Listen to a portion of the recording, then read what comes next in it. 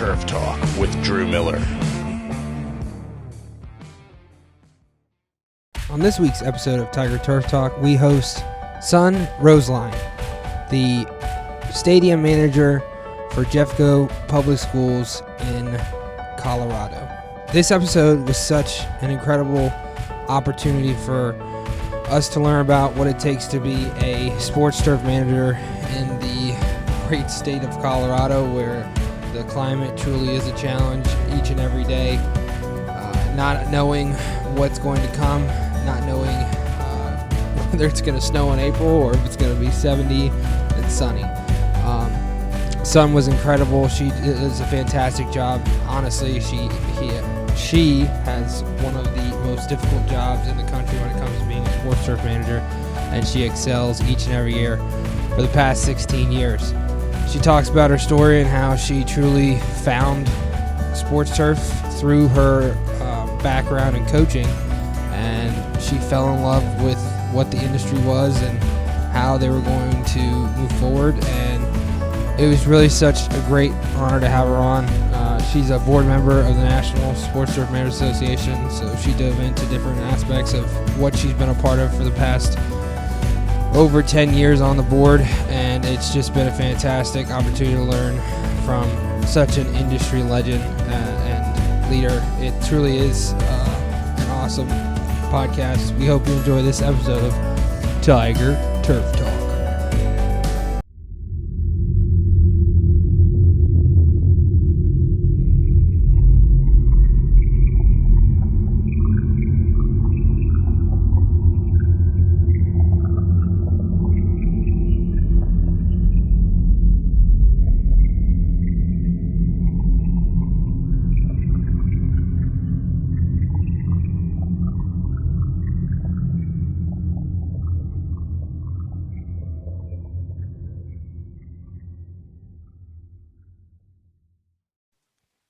Good morning and welcome to the 42nd episode of Tiger Turf Talk. I'm your host, Drew Miller.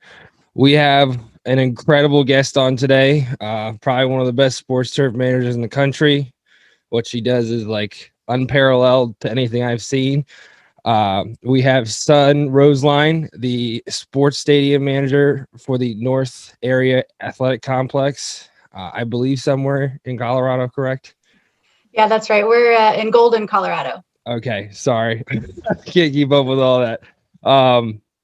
But I wrote down, we first met in Arizona, and I believe it was on the bus for the On Wheels tour, which we were at, I think at State Farm is what it's called, but the Cardinal Stadium, still one of the craziest facilities I've ever seen. And honestly, I feel like that's the solution to every professional sports team's problem, but we won't get into all that. But you've been involved with the STMA for a very long time. Am I right in saying that? Yeah, since 2002, I believe. Yep, that would be a long time. But with the board of directors, it's been the past few terms, or has it been since 2002? Just the past several years. I was on for like 3 years and then had a year off, and then just recently got reelected to the secretary treasurer position. So very excited about that and what's to come from that opportunity.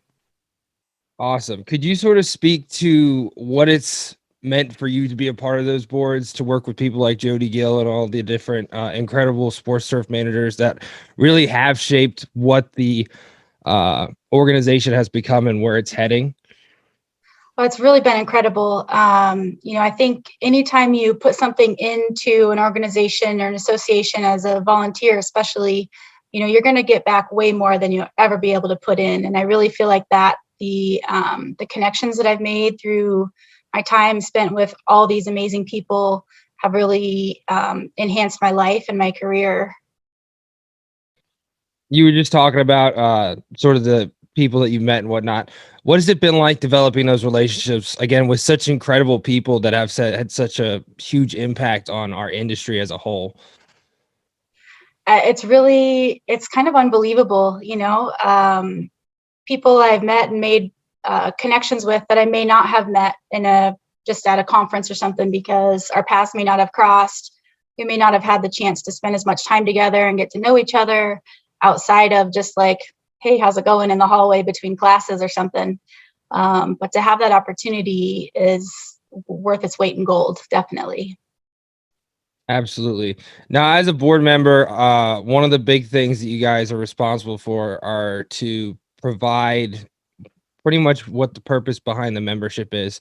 And I actually have recently become the head of the membership committee for the Virginia STMA. And we're currently working on trying to promote why it is important to be a member and why it is essential to sort of the growth in your own career. Could you sort of speak to what being a member means to those all sports turf managers that currently are members and how it really does benefit them to be that member? Because I remember, and I always say this, I credit the STMA to everything that I've been able to do in my career. I first got my first job with Matt Brown because I interviewed in Denver at the STMA. I don't even know how long ago that was. I think it was like 2015, 2016. I could be wrong. Something Yeah. like that. But what does that mean, and how important do you think it is for sports turf managers to be a part of this association? Well, you're so right. It's those connections, right? It's really a very small world within our industry. But having the opportunity at STMA to meet people that maybe you've just said hello to, but have those connections down the road that might lead to a job, like you said, having an interview because you talked to somebody or even were in the class when they were being a presenter. I think just those connections are unparalleled. You know, they're so important. They are the most important thing about our industry. And I hope that STMA does a pretty good job of creating a space to make those connections, especially now that we'll be back in person in 2022. Very excited about that. Just excited to get to see people and connect again. Definitely. COVID was not the same. That is for sure. They did it, and I told Kristen this because we presented for the virtual one. They did a fantastic job for what we were able to do, you know. Absolutely. But it's never not the same as being there, you know. That's for sure. Yeah. So you sort of spoke to this. I'm going to be jumping around on the questions. Sorry about the not going in order. Sports turf is such a small portion of the industry when we're talking about turf grass management, from landscaping and to golf. And recently we had Dr. Beth Gertal on, and she was sort of in a hurry because she was prepping to go to the tournament that you actually got to attend. What was it, the tournament called? Sorry, I didn't. It was the U.S. Women's Open. Okay, I thought it was the U.S. Open. Could you sort of speak to the event? She discussed how the superintendent asked to get as many female turf managers, didn't matter if it was sports or golf. Could you sort of speak to what it was like to be a part of that event and how incredible it was to have that many females at the event? That again highlights the female tour players as well, you know? Sure. Yeah. You know, it's been a couple of weeks since I've been home from that, and I still am not sure I can fully put it in words what it meant to get to be a part of that. It was incredible, unbelievable. It was such an honor. You know, it was a historic thing for our industry, and especially for females in our industry. And I was very lucky to get to experience it with my coworker, Christy Clay. The two of us both got to go and experience that together, and we got to see Beth, who I've known for a long time, but also to meet so many new females in the industry. You know, people on golf course who we would not have met without having this opportunity. And again, create those connections. Still in touch with everybody on a pretty much a weekly basis through we have like a WhatsApp kind of group text where we can connect with everybody. And, you know, it's really been an incredible influence in my life and I think in my career going forward. To have that opportunity.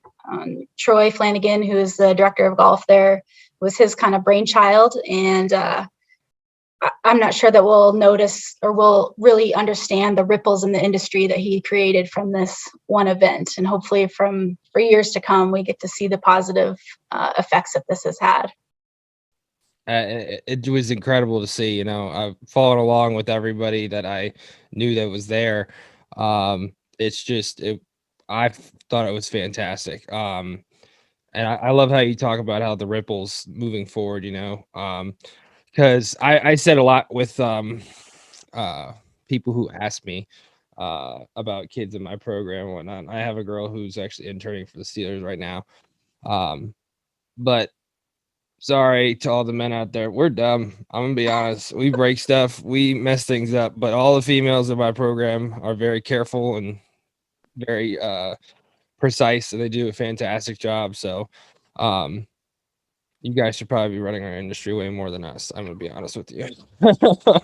But what was that event like for you being a sports turf manager and making that transition sort of to golf? I don't know if you've done anything golf related. I've done a couple things, but if someone said, "Hey, go run this golf course," I'd be like, "Don't do that to me, please." But Yeah, right. what was that like for you, and how was that experience sort of overall and taking away things? What would you be taking away coming back to work on your facility? Well, first, no, I've never worked in golf course before, so I thought, oh, what the heck? Let's do this on one of the biggest stages in the sport, right? But skills transfer. Raking a bunker is raking a bunker, like a rake is a rake. A backpack lower is backpack lower. We didn't really get into a lot of the specifics. There were in total 100 people working on the course that week between his full-time staff and then the volunteers. So of course his full-time staff were doing the things that were, the cup cutting, most of the greens mowings. There were some volunteer gals who did like fairway mowing, lots of hand watering. But the skills are kind of the skills, if we use a fairway mower on our sports fields, we have reel mowers and rotary mowers both in our equipment barn.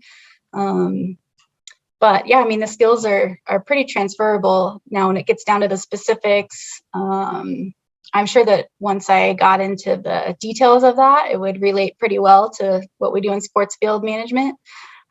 So it's just a different sport. Like even, football is different than soccer, is different than lacrosse. Those are kind of the three that I deal with in my facility. But even there's differences between those three sports too. So it's just kind of learning the nuances and the minute details of each sport, I think.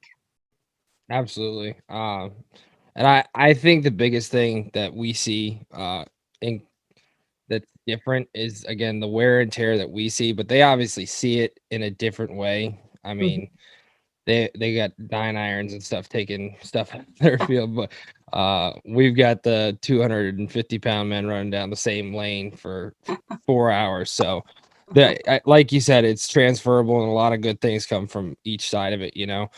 Um, with And the one more thing on that, sorry, though. yeah. Sorry, Drew. No, go ahead. The like the water management piece, their water management is based on completely the ball roll and how the ball reacts to that surface. Where our water management is more like footing and playability, as far as the athletes being able to make the moves that they need to make during the game. So it's interesting. It's very similar, but super different, end goal there.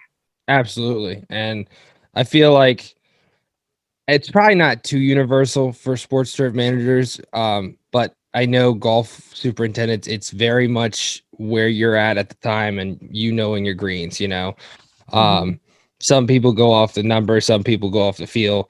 And again, it varies from green to green even. I mean, Mm-hmm. I I applaud golf course superintendents because 18 holes is a lot of work, That's a Yeah. lot of grass. And I'm like, I got my rectangle here and my other fields. But no, again, it's incredible to see how things are different for everyone and how they all coincide in the same scientific aspect behind it. So yeah, definitely important to understand the difference between those two. Mm-hmm. Um, and you sort of answered this, but I kind of want to ask it anyways. With the event, do you have any hopes for the future of the industry and how it's made up such a positive impact moving forward? Sort of just again with that, he wanted to have all the females at the event to really again sort of just create such an incredible day and week for everyone, and for us on the outside looking in to see how incredible that is and how it really truly is something that needs to be put at the forefront of what we are doing as an industry. Mhm. Yeah, so my friend Kelly Lynch kind of coined the phrase of breaking the glass ceiling.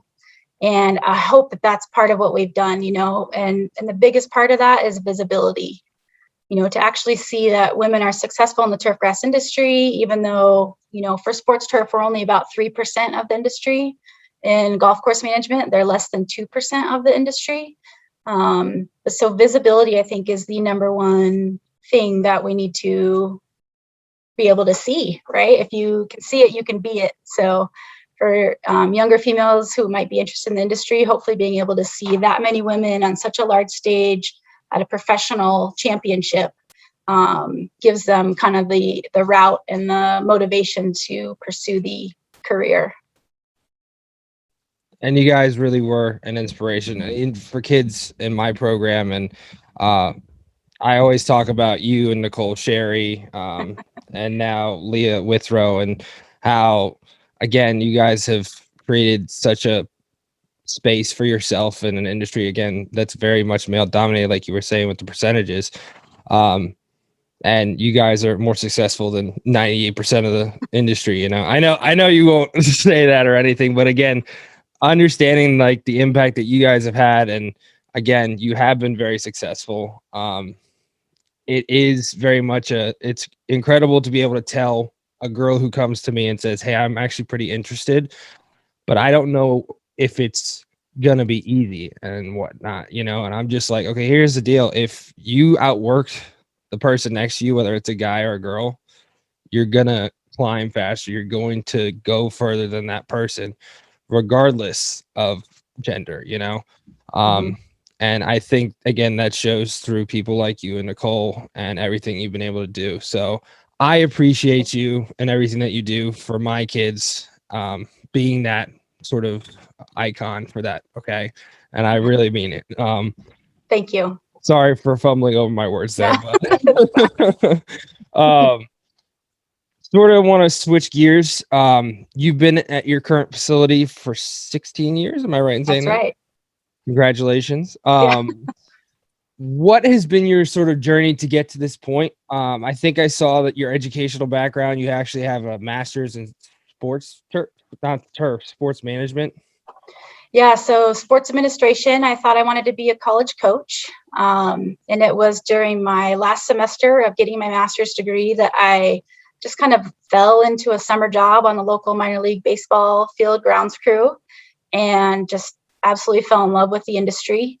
And I did finish my degree, which I'm happy about. And, now years down the road, it's kind of coming back into play a little bit for me, but I'm thrilled that I did decide to change my career path and stick with turf grass management. So I worked there for a couple of years. I did some work with a sports field renovation company based out of Lexington, and then moved to Denver. Spent a year with the city of Thornton before I found my current job actually listed in the newspaper, which I'm not sure that many people can say that they found their job opening in the newspaper anymore. So yeah, and then here I am 16 years later. It seems really strange that it's been that long, but still enjoy coming to work every day. So I think that's the biggest success there for sure. That's the end goal, Yeah. being able to enjoy going to work every day. And that's an incredible story. I love how a lot of the people we've had on, it's not really like intentional, I mean, where I'm at, I didn't intend to be a teacher. I can tell you that right now. I love you kids, but at the same time, was not my intention at all. We're thankful that you are, though. You're doing an awesome job. Thank you. I appreciate that. It means a lot.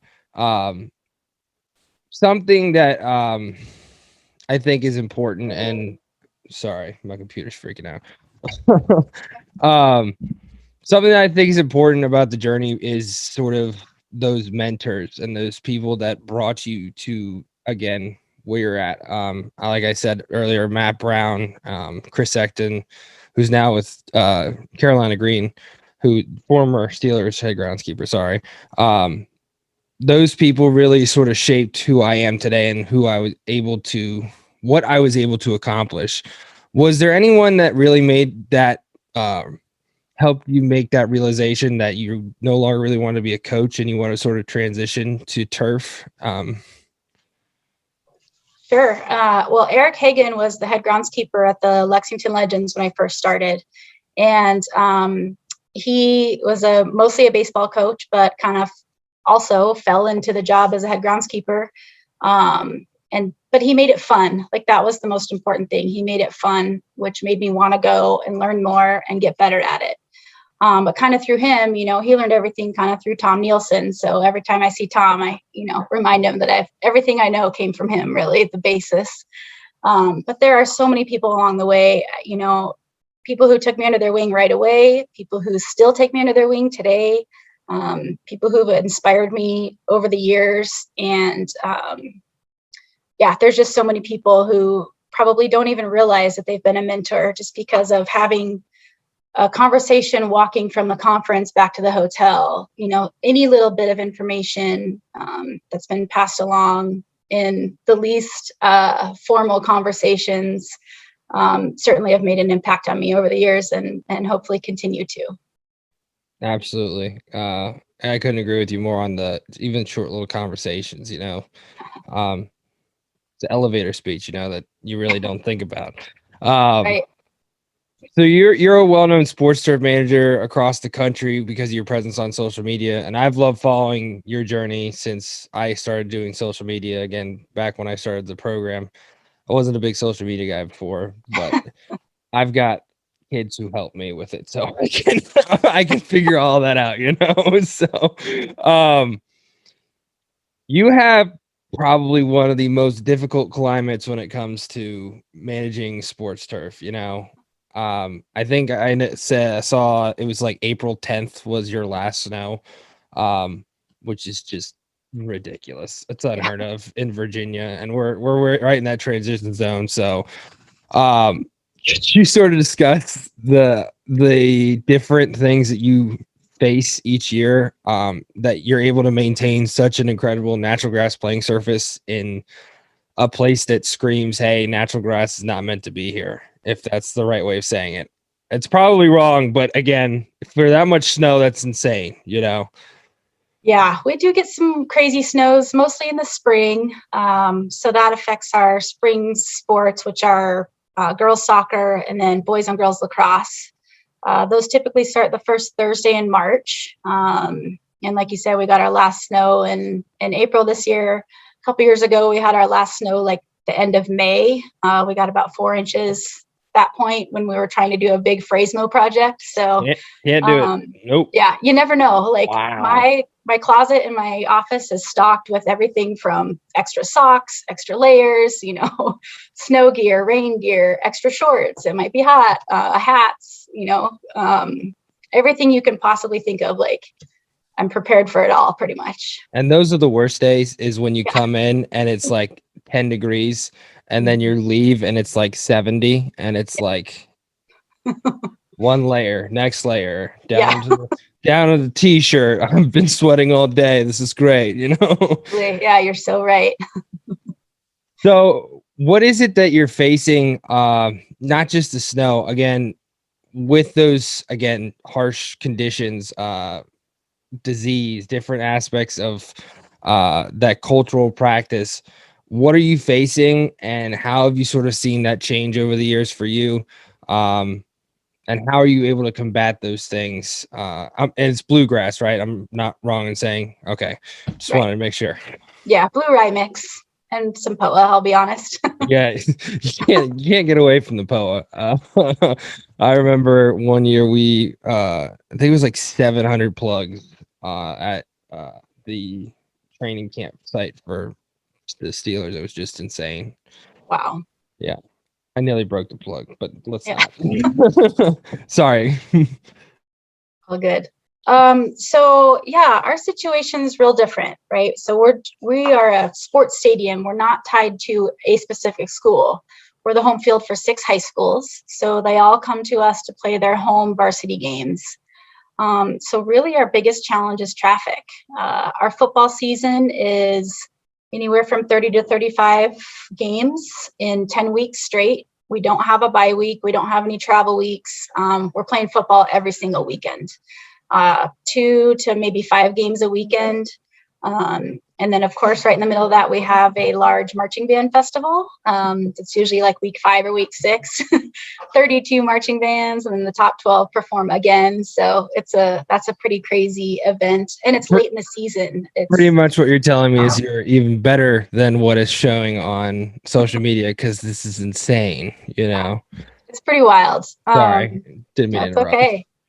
It's pretty wild fall. So we have the 2 fields side by side. So we have the football stadium and the soccer stadium. So on top of the football, we've got soccer going every night. Can be double headers 5 nights a week for, again, 10 weeks of regular season.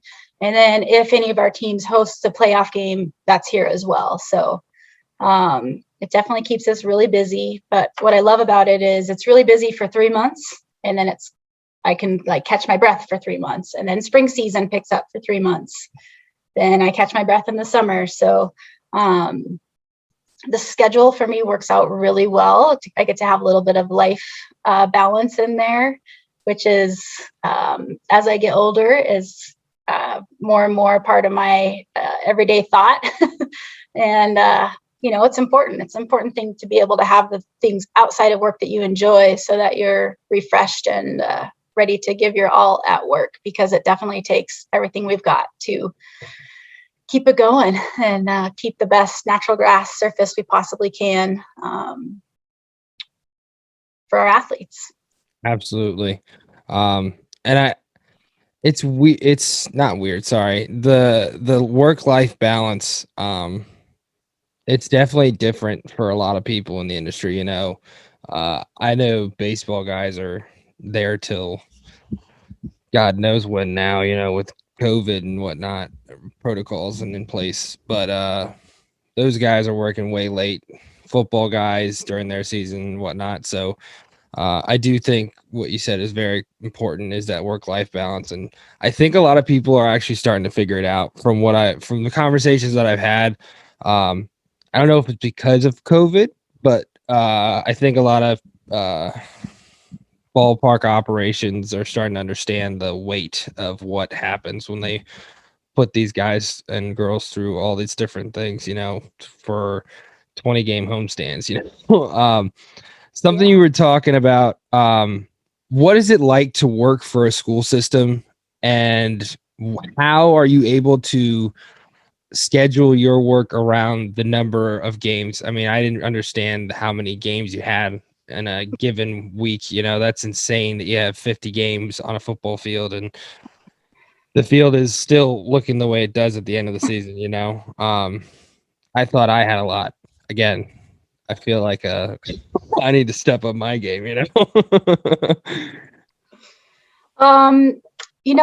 Working for a school district, and again, our situation is unique. So we're pretty special in that we are dedicated. Like, I come to my stadium every day, and I spend every day here trying to make it the best it can be. I'm not trying to manage several different satellite sites. So I am, as a dedicated staff person, I'm able to spend the time needed, whether it's aerating, which we do a lot of with all of our traffic. It's probably our number one cultural practice outside of mowing. But I'm able to give the field what it needs in order to try to keep it as healthy as possible, rather than just trying to squeeze in some sort of a treatment here or there, whether it's, even just being able to mow it on a regular basis so it's maintained at the proper height, to keep it healthy. That's what I'm able to do by being dedicated staff here. And on top of all the turf grass stuff, we're also responsible for game management. So you talk about those long hours, we're right there with you. 16-hour days during football season are pretty normal. because we kind of change hats at night and we're responsible for staffing. So make sure we have the chain crew and the announcer and the ticket sellers and takers. We're here through the entire event to support all those people, as well as athletic trainers, officials. If there's weather in the area, we'll help them with making safety calls there. So we definitely wear many hats, but I think that's part of being at a school district level, right? Like, we have to do the job of many people, but that's what keeps it interesting to me. No day is the same as the day before, and I kind of enjoy being the Jill of all trades and master of none, sort of, Definitely. And I think it's for me that's fulfilling to me. So it fits my personality. Absolutely, and I'm sure your degree helps with the management side of all that, because I think that is rather unique for a school district level. A lot of people working in school districts aren't running the show when it comes to game time. Right. So I think that's really cool, because that's sort of what I wouldn't say what I miss, but with like my current role, like I'm not running the events as much as I used to, when it came to baseball and football and all that. Sure. So here, I'm not sure if I should be asking this question or not, because I don't want to bring out the argument on it.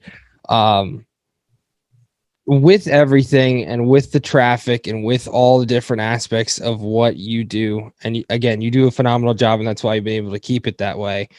How have you sort of been able to keep off the artificial turf wave? Because we had it here, our county. So we're part of the Big Four, is what it's called in our area, in Northern Virginia, the 4 school districts that are the 4 biggest ones in the country. And the big one, usually what happens is they do something and we follow suit. And one of those things is artificial fields on their game fields. So we've been going school by school, sort of each year. They've been putting it in at our schools. Well, we were one of the last ones. And luckily, we have a very supportive superintendent at our schools, and they're going to be putting on our practice field, so they're not going to be destroying our game field / program. So, how have you been able to sort of, and I don't want to say avoid, because again, it does have its place, but at the same time, avoid having that happen to you with your facility?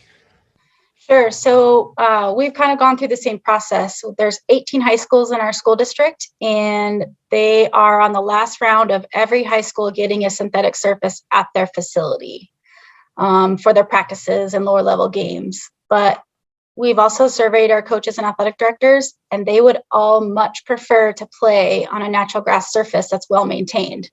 So that's what every day is, making sure that we put forth the best natural grass surface we can. So that's what they want to come and play on. We have kids from different school districts who have not played on a natural grass surface in their high school career. And they come here and they're like, oh my gosh, this is awesome. It's real grass. And that is what everybody should be feeling, like you kind of mentioned the Big Four, and like whatever the first one does, the next one's follow suit. Well, we like being different. We want to be different. We want to be the ones who maintain a really great natural grass surface for the kids and make it exciting to come and play here. And I agree with you a lot. It's really funny, because a lot of athletes and a lot of coaches notice, and they're the ones that are like, I really would prefer to just play on this. This is just, we had our regional final, and apparently I didn't meet them, but the other coaches were just talking about that no one does this anymore. It's not, nothing plays right. It's just my thing is, I don't know how people just have money for it. Yeah. It's crazy to me that, and I know a lot of sports turf managers are like, well, you didn't have the money to give me this for an aerator or whatnot, and you have money now to do this. Well, school districts, and you know how they work, it's just at the top, they're like, okay, well, we can allocate this amount for this year. It's a one-time thing to them, even though it's not. And we're not going to get into all that, because Okay. I've tried explaining that to a lot of people, and the anger meter goes up a little bit. But With everything, sort of go back towards the science aspect of everything. Is there anything that you focus on? Like you were saying, you worry about traffic and all the different aspects that come along with that aerating. I'm sure you've done other things that you've sort of tested. Is there any technological, excuse me, aspect that you sort of use and sort of has come into your practices over the years? Whether that's, like you said, moisture meters with the golf course and whatnot. Is there anything that you're using, anything that you would like to use maybe in the future? For sure. Yeah. I'd love to have an actual, like a TDR field scout, have some soil moisture meters that are connected to some smart irrigation. We have one smart irrigation clock out of 4 finally. So, it's one that I can turn off from home if it's raining. But we definitely could use an irrigation system upgrade. Some flow meters, some soil moisture sensors. So we're actually being more efficient with our resources, especially out here in the West. Water is been termed liquid gold for a long time. It's getting to be even more so. A lot of money. Yeah, yeah. But as far as aerating and stuff, we just try to do a different approach every time. So I might do a solid tine. I might do a cross tine aeration. I might use the slicer. Outside of season, we'll pull cores. I love my recycle dresser. That's probably my favorite piece of equipment. In the past several years, we recently bought a field top maker so we can do some phrase mowing. So yeah, we're trying to use everything we possibly can to make the fields as strong as possible, and as healthy as possible. So, and I think we talked about this with Mr. Leonard last episode. Phrase mowing is a very unique, incredible thing, but a lot of people are really afraid of it. It's something that you're like, what am I doing? I need to step away for a couple days so I don't freak out. Oh yeah. What made you sort of start doing that? And with the bluegrass, how efficient is that, like compared to say a Bermuda? Because again, we were talking about Bermuda at the time with him. And bluegrass is incredible, and it definitely does have strong growth, but Bermuda grass is a different beast. You know what I mean? Mm-hmm. What is it like for you, and how frequently have you been able to use that practice for your facilities? So the very first time we did phrase mowing was actually through a vendor. We were doing some renovations. We have a lot of soil movement out here close to the Rockies. And so our soccer field was being affected by that, but our budget did not allow for us to redo the entire field. So we just kind of focused on the worst part, which was the south half of the field, stripped, regraded, reseeded and everything there. But while the vendor had the equipment on site, we were like, hey, we've kind of heard about this phrase mowing thing. Do you think maybe we could try it on the north half of the field and just kind of see how it goes? And you're so right. That very first pass, I was like, what did we just do? I'm going to get my resume ready. I just pretty much lost my job. I'm not sure how we're going to get this, to return to actual playability. But it's surprising how resilient grass is overall, whether, no matter what type you're working with. I think grass is very resilient. I was shocked that after seeing that very first project, it was over Memorial Day weekend. We got some good rain over the weekend, and the difference just 3 days later, how well the grass had rebounded and recovered, was starting to grow again, was shocking. So that was just a half of a field, and that was before we owned it. Fast forward, now our system owns the field top maker, and we're getting ready to do our football field and our soccer field both a couple years ago. That was when we got the late snow, so it really affected our window of opportunity, and we ended up just doing the football field. And even the moisture in the soil affected the project so much that it was rough. It was such a headache. Nothing went smoothly. It was just constant battle of, what am I doing wrong? What's the difference here? What's going on? How am I going to fix this? And it was pretty frustrating, but I absolutely believe in the process. I think that it will give us that healthy turf grass, that healthy field. that's going to be able to be strong enough to stand up to 5 football games that we have, and that's going to keep us having the edge over the artificial surfaces, hopefully. So yeah, I think it's a great process. It can be frustrating for sure, but I think overall the results speak for themselves. I would be so scared. Yeah. Mine was when COVID hit. I was like, man, I gotta get a phrase mower in here now. You know, it's kind of the perfect timing. Like, no one's gonna be near it for weeks. Yeah. We weren't really sure how many weeks it was gonna be, but but no, I from everything I've seen and heard, and I would love to phrase mow, but it's a little too much dinero over here in Northern Virginia. Yeah. So Yeah. yeah, we just got our 648, which is, I'm so excited.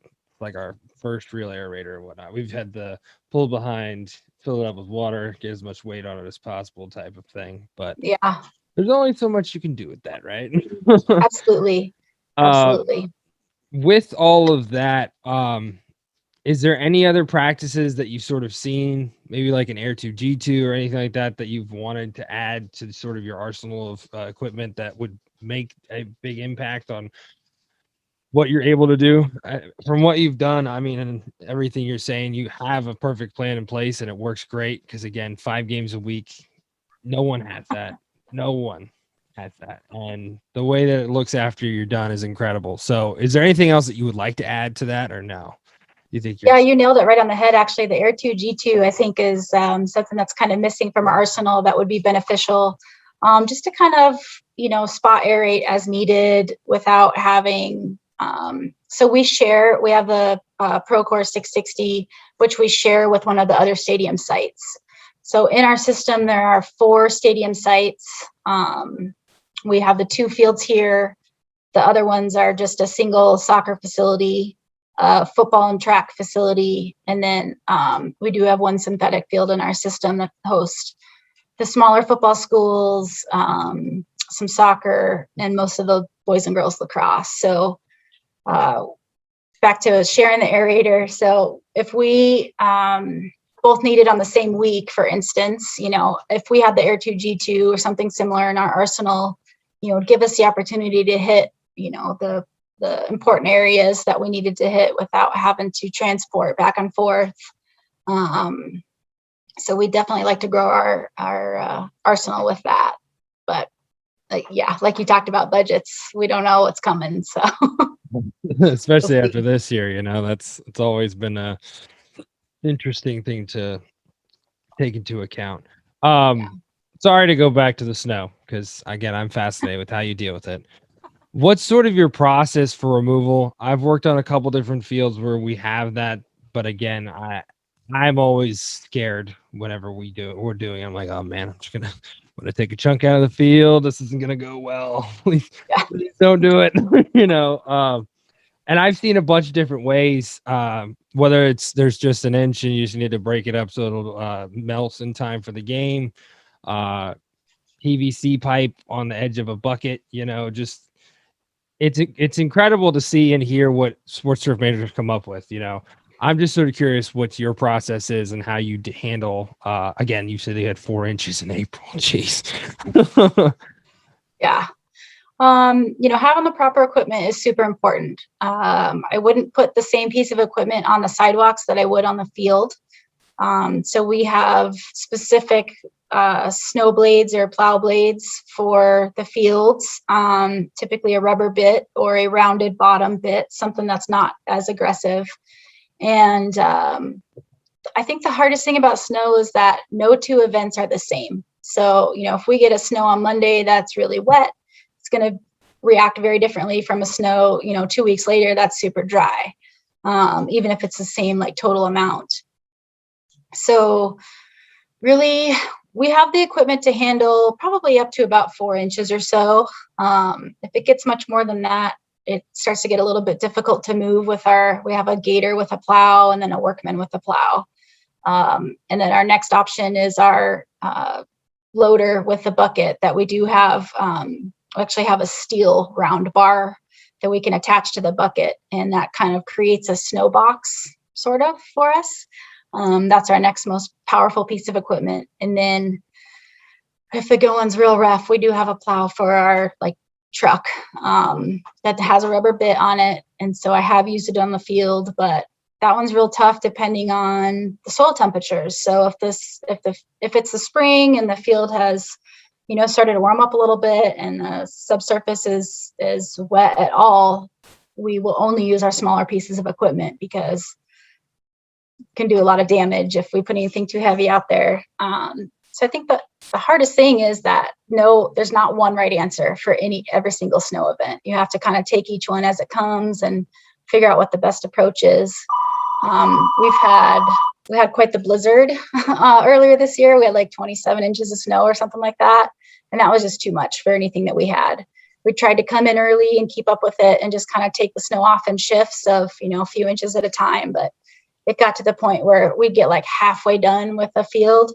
And then where we started in the middle was completely covered again. So it was just more than we could handle. And at that point, our leadership and our administrators are pretty understanding that, hey, that's a lot of snow. I could barely clear my driveway and my sidewalk. So I don't know how we do the field, but we're lucky that we're pretty well supported. 27 inches is crazy. Plus it was wind driven. So we have a very windy site. That's one of our biggest weather issues, honestly. The National Wind Technology Research Center is like 2 miles north of us for very good reason, because we get some good winds here. So when on top of the snow, when you get the wind coming through and it packs the snow down even harder, the plows won't bite sometimes and just kind of rides up over. And it's I guess it's fun maybe after to talk about, but again, it's incredible what you do, because I would lose my mind. Yeah. we get like 5 inches and the whole state shuts down for like 2 days. So I can't even imagine, we used to do snow removal, like you were saying, like down when I was a student at Tech, we would go out in shifts. Every inch we'd go out, and I thought an inch was a lot to move, but I had the shovel. I will say that, the shovel's never fun. But right. Sort of with that, you sort of discussed someone that you've worked with, that you do work with, went to San Francisco with you for the event. Who makes up your crew, and what are the roles that they play? Again, you have 2 fields that you're focusing on. Is there anything specific that they play, sort of their roles, or is it sort of just a team effort moving in and getting stuff done, but who's a part of your crew, and how, again, do they play a role in the grand scheme of things? So yeah, we do have a crew of 2. It's myself and Christy Clay, who's also a certified sports field manager. And the 2 of us are responsible for everything within the stadium. So we do, trash pickup, clean the bathrooms, change light bulbs, manage the events, make sure our events are staffed on top of all the turf grass management pieces.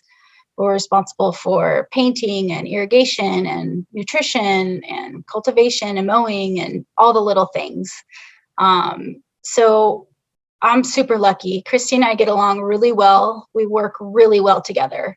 Most of the things that she hates to do, I like to do, and vice versa. So we're kind of like a couple puzzle pieces that fit together pretty well, and that it's definitely a team effort, and we managed to get things done. I think we get a lot done really with just having the 2 of us here, because we work so well together.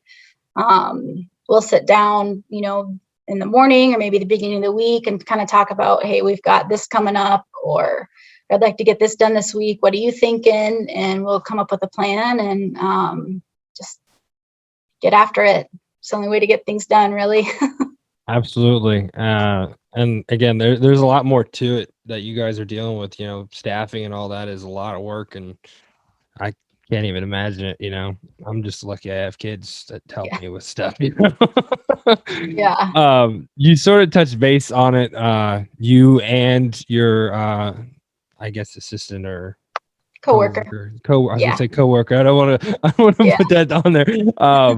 Are both certified sports field managers, which is a certification that was developed by the STMA. Could you sort of discuss what it means to you, and again, maybe the purpose behind it for those that are listening, because it's a process, and it is one that is not to take lightly, but if you could explain and maybe why it's a good idea for members to move forward with that process. Yeah, sure. So it's a process that you do have to qualify for, and there's a couple different ways to go reach the point where you qualify to take the test, and that's between education, industry experience, years in the field kind of a thing. It's a combination of the two.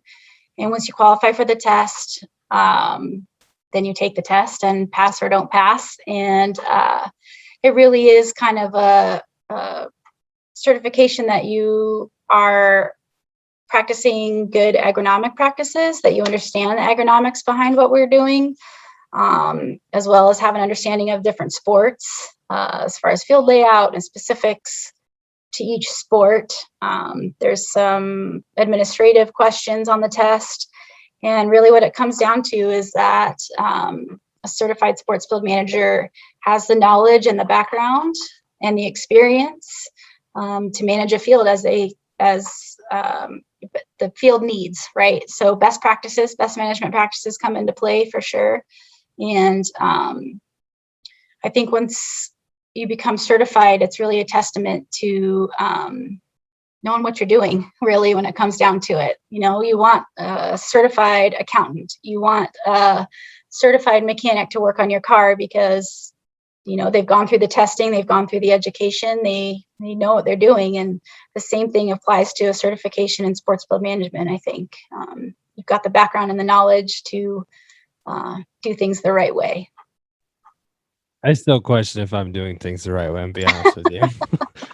It's a day-to-day thing, honestly. Well, it's true. It is different for everybody, right? Every field is different, and you know your climate better than I would know your climate, but you have the general background knowledge to understand, hey, these are the things that I need to take into account to make sure that I'm doing things the right way for the field and the environment and the students to produce a safe and healthy playing field.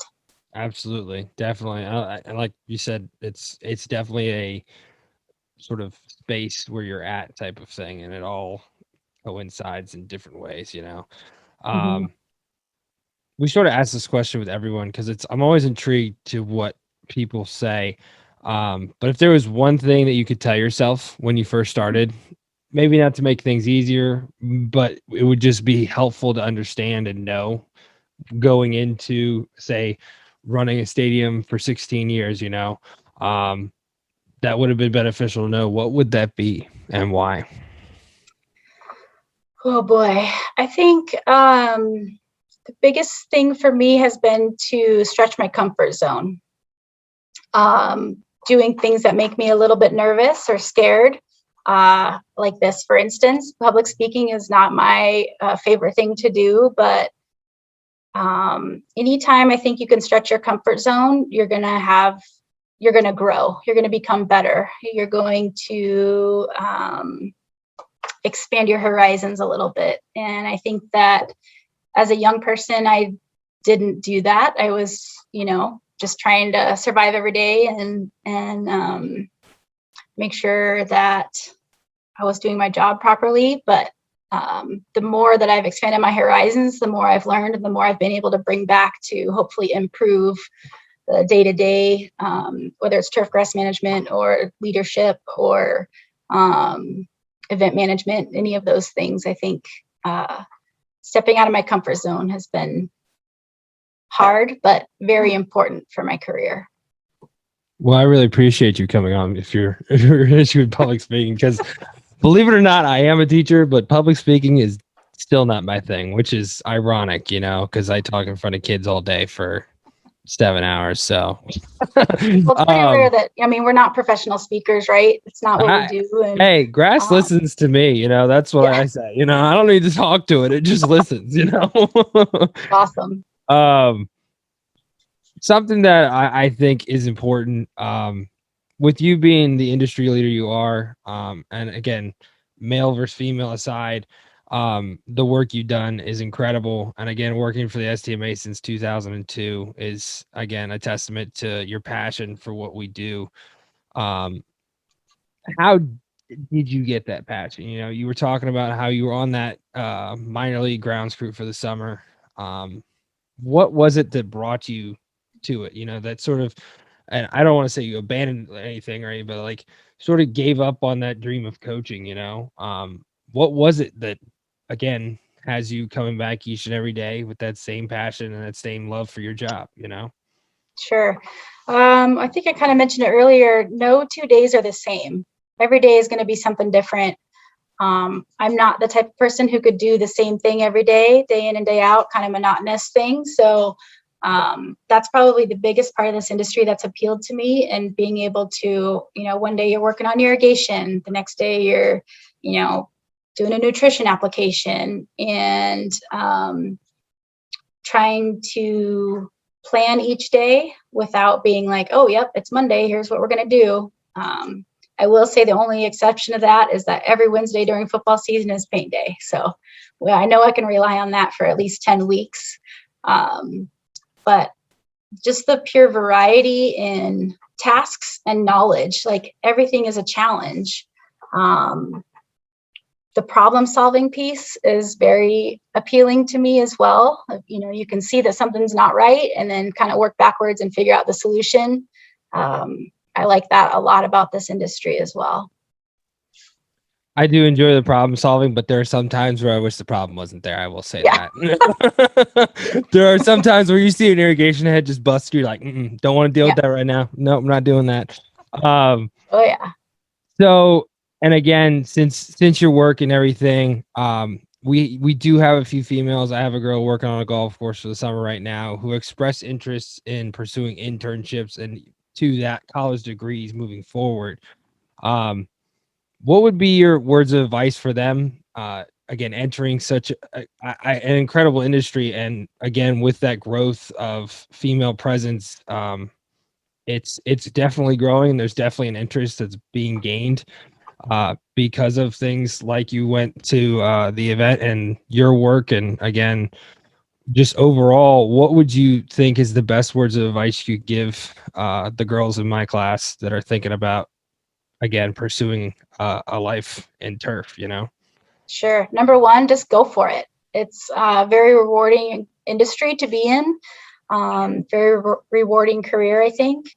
Like I just said, stretch your comfort zone every chance you get, because that's where kind of the growth happens. And I think number three, get involved, whether it's your local chapter, whether it's on a committee, at the national level, locally, get involved. The Women in Turfgrass events, start out on social media, start making some connections or some following some people there. And you won't regret making the connections, for sure. It will enhance your career and your life, definitely. Absolutely. So I do want to ask this, because 16 years where you're at and what you've dealt with, has there ever been an experience that has stuck out above the rest? Whether it was the blizzard at 27 inches, which is still it's still blowing my mind as I'm sitting here thinking about 27 inches, probably right about here. Yeah. Has there ever been an experience that sort of stuck out above the rest with the chaos was at an all-time high and problem solving was the number one thing that you were worried about at the time? Oh boy.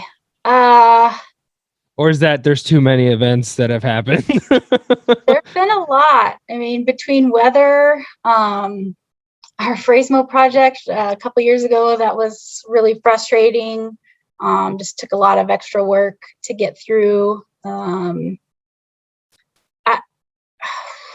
don't know that there's been even one or two that I could single out. It's just been an incredible run so far, and I'm very lucky to have been here through so many years, I think, because I do really enjoy my job. And my mom always told me when I was growing up to, find something that you like doing every day, because it's a big part of your life. So if you hate going to work every day, that's not the place for you, for sure. But yeah, I've I still love coming to work every day. So Yep. It's funny because I forget the line, like the official quote or whatnot, but if you love what you do, you don't work a day in your life. yeah, I understand what they're trying to put across there, but I'm a firm believer on that not being quite true because they haven't worked in turf. If right. they don't understand, we can love what we're doing, but there is a lot of work that goes into it. You know what I mean? For Um, sure. For but sure. so we sort of wrap up each discussion we have with everyone with this question. And I sort of asked it already, but again, that was more pointed towards the females in our class. Um, for anyone moving forward, you know, whether that's moving into a college or going to college, or those who are entering the workforce, whether it's turf or something else, what would be your best words of advice? Just again to be successful. I mean, you've already given some great ones about like love what you do, don't just sort of settle for something, you know. But what would be those words of advice and how they would impact their lives moving forward? Um, I think just about everything kind of you get out of something what you put into it, right? Like you go to conference and you go to all the classes and you go to the networking. You're going to make those connections that are going to give you something back at some point.